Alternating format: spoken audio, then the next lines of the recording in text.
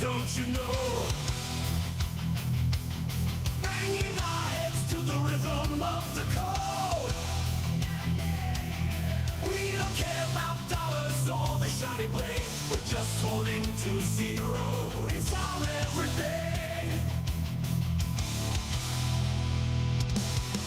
Round tripping positions, that's how we roll. Here we go, guys. Damn, this lighting looks awful. Hey, no matter. We'll rock it. Hey, good morning, brother. Good to see you. Good morning, guys. Man, love seeing you guys first thing in the morning. Awesome shit. That sounds super weird. What else? All right, taking a look at DJT to start the morning here, guys. This is the hottest topic of the past, the whole week now at this point.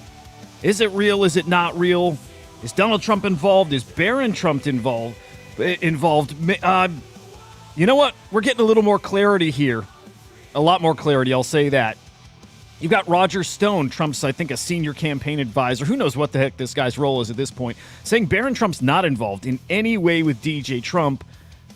I'll tell you this, Martin Shkreli, who we all know is behind this token, I think has a lot of receipts showing otherwise. And I think the team is worried those are going to come out, right?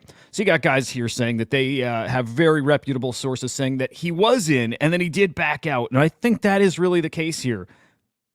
I wonder if this comes out that Barron was involved, maybe launched the token. Not himself. I don't think he was clicking the buttons there. But if he was involved, how damaging is this for the Trump campaign? I'm very curious. I do think it's a problem. I don't think this is the end of the story here.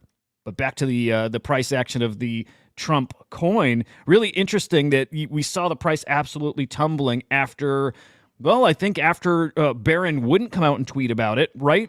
These $100 million bets about Barron not being involved, right? Absolutely just crippled this token. Interesting that we're getting a rebound here, though, as of more recent times here.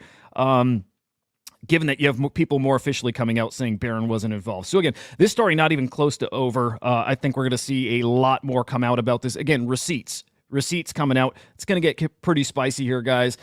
Also spicy in the space here and still in this scammy territory. Certik, who does penetration tests, smart contract audits, you see it all here, right?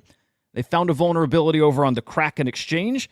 You could artificially inflate your balance, right? They're saying potentially up to hundreds of millions of dollars. They were able to create a fake balance of $3 million at that point, ultimately ended up being worth quite a bit more than that. All right, so they detailed this, I guess this exploit, almost step by step.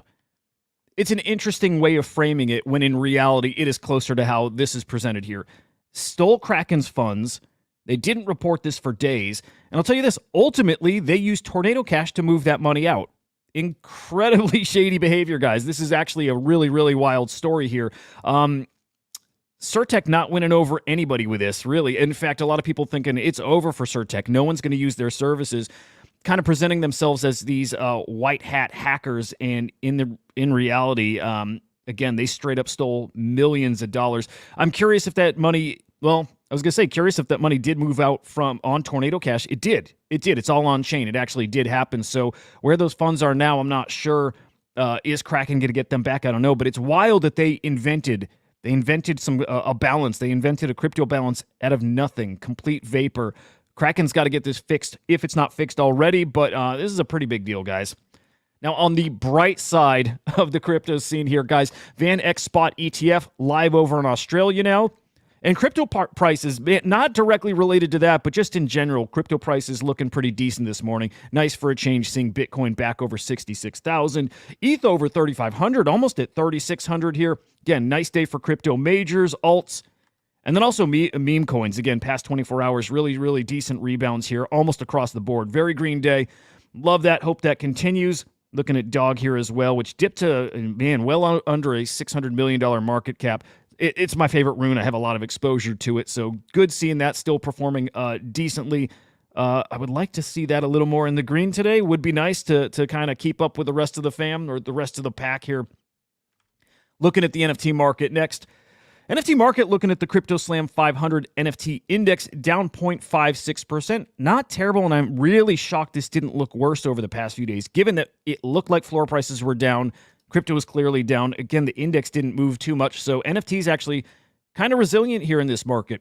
NFT sales, this is cross-chain sales, by the way, guys. 13.5 million yesterday. Unique sellers way up. Unique buyers way up as well. Transactions up. Trade profit still in the negative and still right around that $1 million threshold. In fact, if you peek at the day before, if you look at Tuesday here, almost $2 million in the negative there with trade profits, which is wild.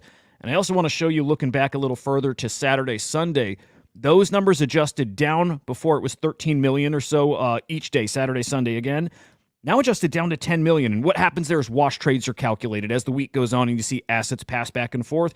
Some of those historical sales get flagged as wash sales. Again, Saturday, Sunday, incredibly low, and it keeps it still on par with sales we were seeing daily back in October. Really, really low sales. Some of the lowest sales we've seen in 8 months here, guys. Sorry.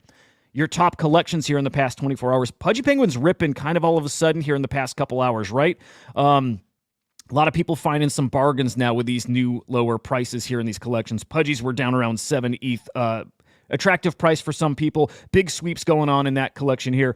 We've got Milady NFT over on Polygon, Sea Dragon, both, I'm going to say it again, junk collections. I think this is more money laundering. It's not wash trading. It's a little different. This feels like money laundering.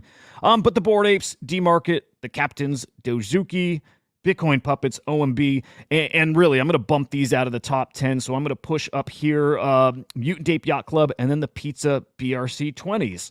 Top sales in the past 24 hours, and specifically your top sale, man, it's an OMB selling for 1.7 Bitcoin. Guys, $113,000. What a collection. Massive sales over there. I'm curious if you guys feel this too, but I'm starting to feel a little, I don't want to call it a turnaround yet for NFTs, but I'm starting to feel a little energy back. The prices being as low as they are, some of the lowest prices we've seen at this point in years, right? In some of these collections, like specifically CryptoPunks there, it's getting attractive to some NFT traders, those whales out there, other guys that have been kind of sitting on the sidelines waiting for an opportunity. It's an opportunity right now. You see some Bored Ape sales in here as well, CryptoPunks, Pudgy Penguins, all the familiar faces, right? But starting to see some individual sales picking up steam here. Love to see that. Peeking at floor prices, focus just on ETH here, and might as well remind you here too, getting into all these topics quite a bit deeper over on Chain Reactor today. I think yesterday it was so focused on the Entangled collection. I'm going to show you that at the end here. But today I do want to put some time looking at the NFT market, right? Do a little analysis of where we're at, where I think we're going. You do see, though, in the past 24 hours, Pudgy Penguins, I'll say it, kind of ripping here. Floor price up almost 13%. This is just, again, in the past hour or two here, right? Bored Apes kind of holding steady here. Wild seeing them in the 80th range still, guys. That just kind of boggles my mind. CryptoPunks under 25 ETH. In fact, guys, we saw multiple punks selling in the 22 ETH range. They were wash sales, so they're not being factored in, right? But those were being passed to Blur traders. So interesting seeing punks get that low. I think they're going lower too, guys. I really do.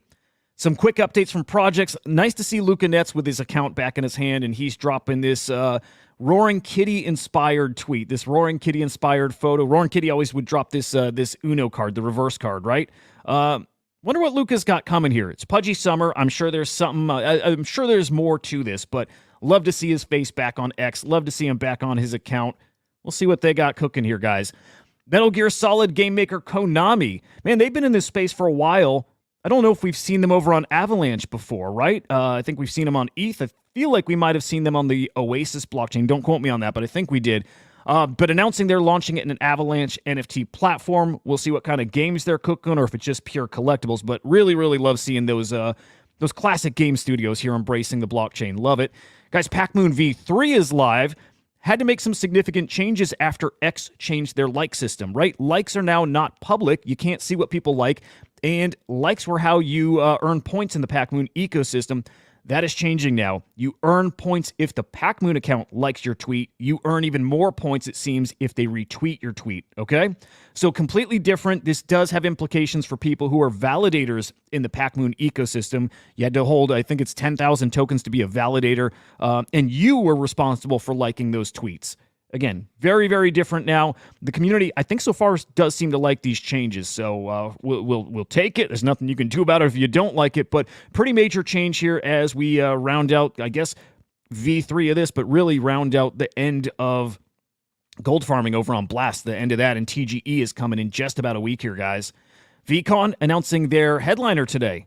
Curious who it'll be, guys. They've had almost no Web3, NFT, crypto native projects. It's all it's more traditional Web2 entrepreneurs here. So will they have a big Web3 name here as their headliner? I doubt it, but definitely watching to see who they might surprise us with. And then, guys, again, today, a mint I've been looking forward to for a long while, back since November when we first saw Entangled coming from Bjornstall. This mint is coming to FX Hash at 1 p.m. Eastern Time. All right, I talked about it a lot yesterday. I will be talking about it again today on Chain Reactor. And we have Jared from 8nap coming to Chain Reactor again today to talk about the world of art, collectibles. Can't wait for that. But again, this mint, 1 p.m. Eastern Time. I'm going to be live streaming because I'm almost definitely going to be minting this. Definitely want to watch this Dutch auction, see where prices fall. Interesting mint that's both on Ethereum and it's on Tezos. You're going to pick which side you want to mint on, or you mint on both. But a really interesting dynamic there, and also an interesting dynamic where you got to find the pair. So you're encouraged to trade on secondary. You're encouraged to find other collectors to trade with to find your matched pair. I really like a lot about this collection. So again, 1 p.m. Eastern Time, I'll be streaming this. Most likely over on the SlamX account, not here on Inside NFTs. So guys, make sure you do subscribe to SlamX Official over on YouTube. You can catch the Chain Reactor show over there. You can catch the afternoon show, which goes live at 4:30 p.m. Eastern Time. As of now, I think that show is going to be called Redacted AF. I think. I like the name. It kind of fits. So, new name for that show. Again, Chain Reactor coming up at 10:30 Eastern Time. Live streaming the Mint at 1 p.m. Eastern Time. A lot going on today. It's Mint Day, baby. Can't wait. Can't freaking wait. Anyway, guys, appreciate you tuning in. Andrew, awesome to see you. Christian, good morning. M1GMs. All right, guys, got this in well under 15 minutes. That's the goal. This should be 10 minutes, 15 minutes at the most. Nailed it today. Gonna go get prepped for Chain Reactor. So I hope I see you all over there. Have a great morning. I'll see you soon. Peace.